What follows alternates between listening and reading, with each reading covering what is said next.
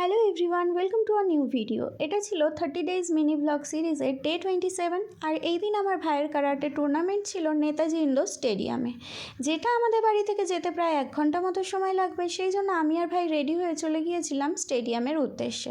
সেখানে পৌঁছে দেখলাম অলরেডি ইভেন্ট স্টার্ট হয়ে গেছে। যাই হোক, তারপর তো ভাইয়ের ফাইটিংটা চলছিল। এখানে ব্লু গ্লাভস পরা ছেলেটাই ছিল আমার ভাই, আর ভাই কিন্তু কুমিতেতে গোল্ড পেয়েছে আর কাতাতে সিলভার পেয়েছে।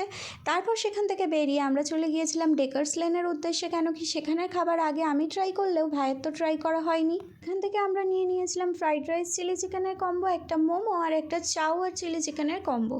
তো এই তিনটেই আমরা সবাই মিলে ভাগ করে খেয়েছিলাম। তারপরে এখানে যে লস্যির দোকানটা, এখানের লস্যি আমরা আগেও ট্রাই করেছি, খুবই ভালো খেতে।